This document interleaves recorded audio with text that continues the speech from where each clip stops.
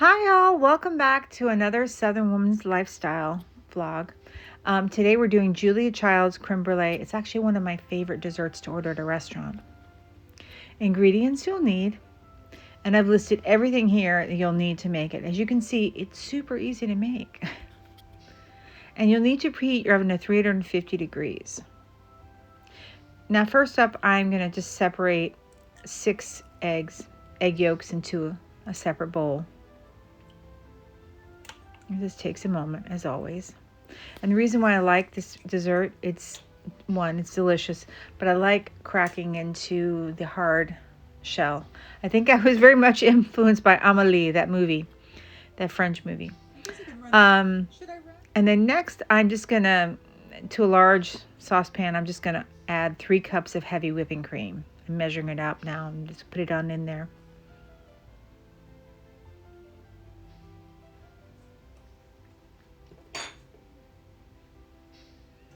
And I have a vanilla bean here, and this vanilla bean has been soaking actually in my homemade vanilla extract, and it's very plump, and so it's very easy to cut in half and get all the contents out. I was very excited. I was like, look, Mom, look.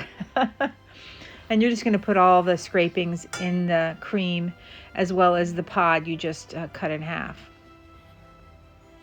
Just takes a moment. But it gives such an incredible vanilla flavor. Very flavorful, Mom. Very flavorful.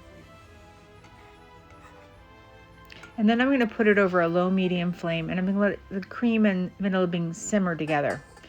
Now next I'm going to add the egg yolks to the mixing bowl, and we're going to whip it together with the sugar. And it's just a half a cup of sugar. There's not a lot of sugar in there. Although it is not a diet dessert because we're using 3 cups of heavy whipping cream. And we're just going to whip it until it's light, like a light butter. And it's going to make ribbons. That's how you know it's done. As you can see, it's very light.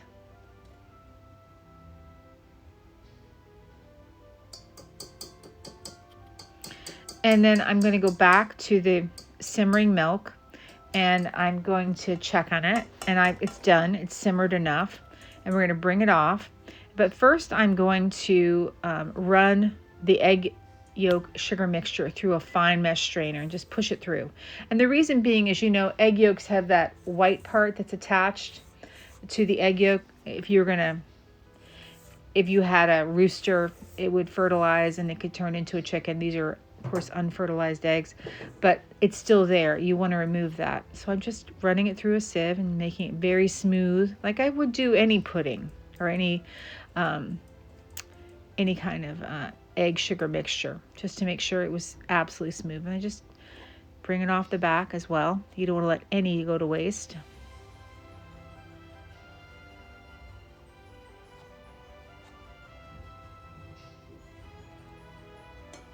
And now I'm just going to temper the milk. And basically tempering is just you're adding about a 1/4 cup of the hot milk into the egg mixture and stirring. You don't want to cook the eggs. You just, stirring, just to incorporate the hot milk into the egg mixture, bringing it up to temperature. So just doing a 1/4 cup at a time. It takes a moment. I did about half the pan before I had, added almost everything else in. And I put it through the sieve again because, sometimes milk, you want to make sure there's no sometimes it gets a film on top. You don't want to add that into your beautiful creme brulee. So now I'm just mixing. Everything's been incorporated. It's tempered. It's perfect now. But I'm going to do it through again a sieve because I want everything to be silky smooth. So I'm filling the ramekins to the top. You want to go to the top. Now these are ones I bought are kind of flat. They're 8 ounces, but they are flat to give you more room for that sugar topping. And I'm just running it through a fine mesh strainer as I fill it up. You go to the top.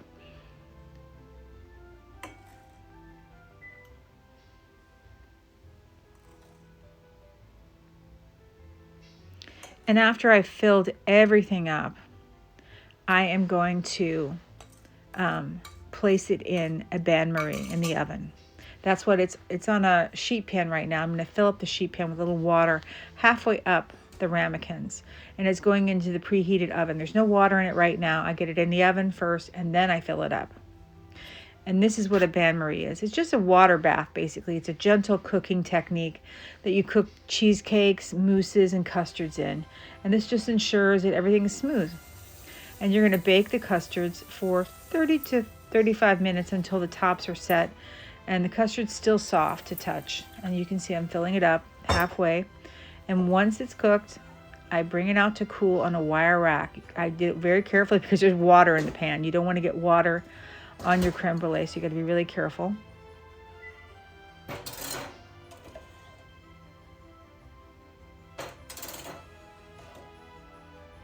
And once they're completely cool, you got to make sure they're completely cool. I let them cool for like maybe 5 hours or so. You're going to wrap them individually in saran wrap, and you're going to place them in the refrigerator overnight, 24 hours. You want to have them cold. And then once you've done all that, you've had them in there. You'll bring them out the next day, but right now we're just going to put them in there.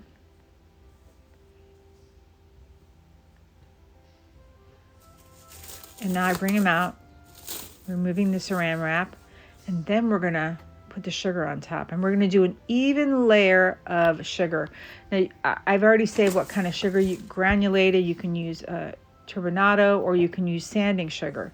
It's whatever you want. I think sanding sugar is the easiest melt, but I didn't have that. And I do like the turbinado sugar because it has that yummy caramel flavor to it.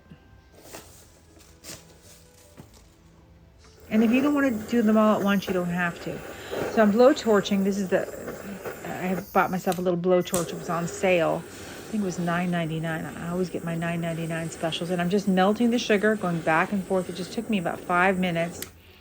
And then I'm just going to garnish with some mint leaves and raspberries. And they look really pretty, I think. It's so delicious. It's so much fun to crack into them, too.